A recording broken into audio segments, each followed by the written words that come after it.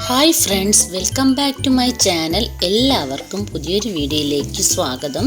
ഇന്നത്തെ നമ്മുടെ റെസിപ്പി തനി നാടൻ രീതിയിലുള്ള ചക്ക ഇലയടയാണ്. നല്ല വാട്ടിയ വാഴ ഇലയിലും വട്ടർത്താമര ഇലയിലുമാണ് ഈ ഒരു വിഭവം ഉണ്ടാക്കി എടുത്തിട്ടുള്ളത്.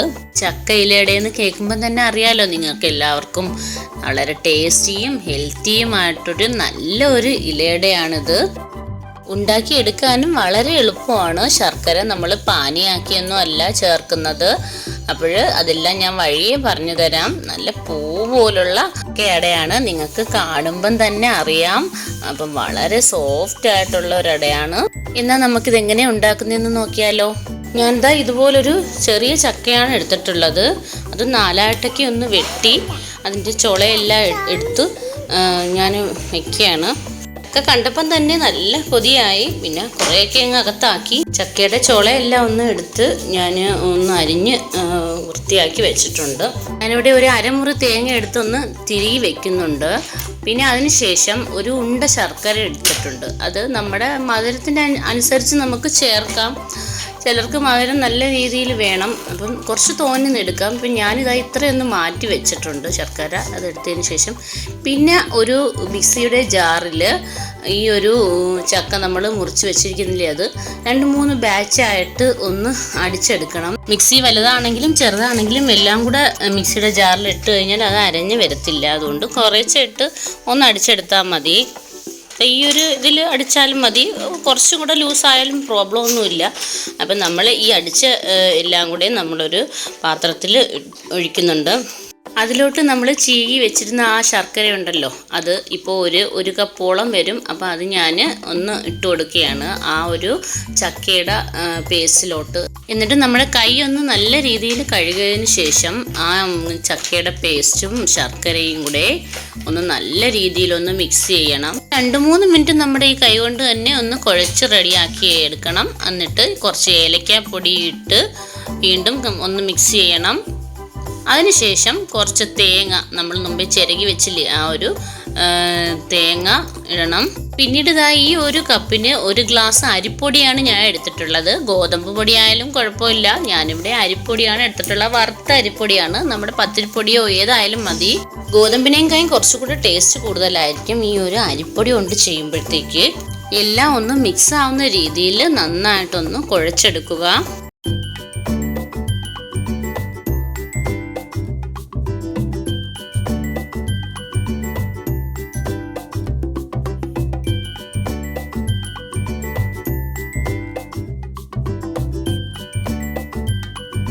എന്നിട്ടൊരു 1/4 ടീസ്പൂൺ നെയ്യും കൂടി ഇട്ട് കൊടുക്കുക. ഓപ്ഷണലാണ്, വേണമെങ്കിൽ ഇട്ട് കൊടുത്താൽ മതി, നിർബന്ധമില്ല. ഞാനിപ്പോൾ ഇവിടെ ഇട്ട് കൊടുത്തിട്ടുണ്ട്. എന്നിട്ട് നല്ല രീതിയിലൊന്ന് വീണ്ടും കുഴച്ച് റെഡിയാക്കി എടുക്കുന്നുണ്ട്.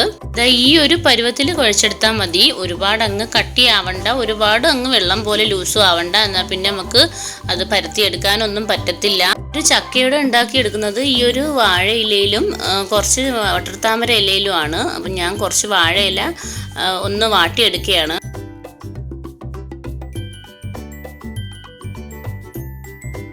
അങ്ങനെ വാഴ ഇലകളെല്ലാം ഒന്ന് വാട്ടിയെടുത്തിട്ടുണ്ട്. കുറച്ച് വട്ടർത്താമര ഇലയും എടുത്തിട്ടുണ്ട്. ഇനി നമുക്ക് എങ്ങനെയൊന്ന് പരത്തിയെടുക്കുന്നതെന്ന് നോക്കാം. ഇത് മിക്കവർക്കും അറിയാവുന്ന കാര്യമായിരിക്കും. പിന്നെ ഒട്ടും അറിയാൻ വയ്യാത്തവർക്ക് വേണ്ടി ഞാനൊന്ന് വിശദമായിട്ട് പറഞ്ഞു തരികയാണ്. അപ്പം അറിയാത്തവർക്ക് ഒരു ഉപകാരമാവുമല്ലോ എന്ന് വിചാരിച്ച്. വാഴയിലയിൽ ഇത്തിരി നെയ്യോ ഓയിലോ തടവിയതിന് ശേഷം കുറച്ച് ക്വാണ്ടിറ്റിയിൽ നമ്മൾ ആ ഒരു ചക്കയുടെ മിക്സ് എടുത്ത് ജസ്റ്റ് ഒന്ന് പരത്തിയാൽ മതി. അതിന് ശേഷം ഈ ഒരു രീതിയിൽ ചെയ്ത് കഴിഞ്ഞാൽ പെട്ടെന്ന് നമുക്ക് റെഡിയായി കിട്ടും അട. വാഴയില കൈ കൊണ്ടൊന്ന് മടക്കി കൊടുത്തതിന് ശേഷം ഇങ്ങനെ ഒന്ന് പ്രസ് ചെയ്താൽ മതി, വേറെ ഒന്നും ചെയ്യണ്ട. എല്ലാം കൂടെ പരത്തി സമയം കളയുകയും വേണ്ട. അപ്പം നല്ല രീതിയിൽ പെർഫെക്റ്റ് ആയിട്ട് തന്നെ കിട്ടുന്ന ഒരു അടയായിരിക്കും. അങ്ങനെ അതേ രീതിയിൽ ഇതെല്ലാം ഒന്ന് ചെയ്തെടുക്കുന്നുണ്ട്.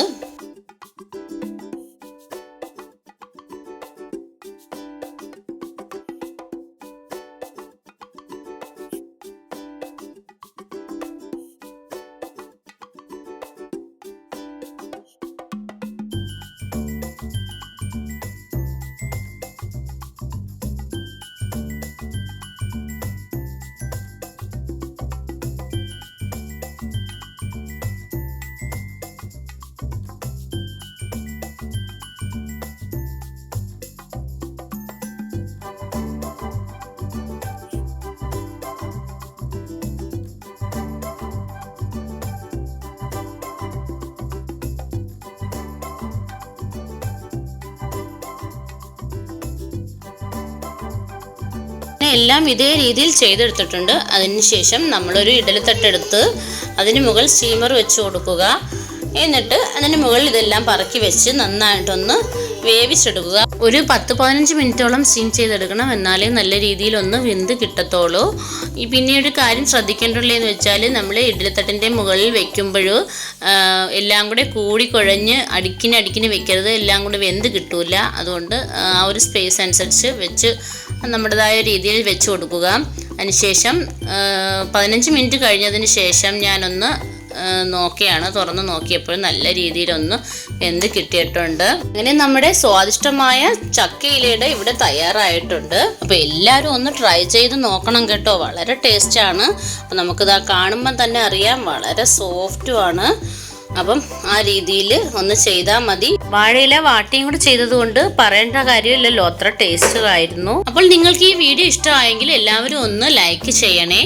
വീഡിയോ ആദ്യമായിട്ട് കാണുന്നവരാണെങ്കിൽ എല്ലാവരും ഒന്ന് സബ്സ്ക്രൈബ് ചെയ്ത് സപ്പോർട്ട് ചെയ്യണം. സബ്സ്ക്രൈബ് ചെയ്തതിന് ശേഷം ബെൽ ബട്ടൺ അമർത്തിയാൽ ഓൾ എന്നൊരു ഓപ്ഷൻ കാണും. അതിൽ പ്രസ് ചെയ്ത് കഴിഞ്ഞാൽ ഞാനിടുന്ന എല്ലാ വീഡിയോസും നിങ്ങൾക്ക് നോട്ടിഫിക്കേഷനായിട്ട് ലഭിക്കുന്നതാണ്. അപ്പം എല്ലാവരും ഒന്ന് മസ്റ്റായിട്ട് ട്രൈ ചെയ്ത് നോക്കേണ്ടുള്ള ഒരു ഐറ്റമാണ്. ഒരു പുതിയൊരു വീഡിയോ ആയിട്ട് നമുക്ക് വീണ്ടും കാണാം. Okay, by.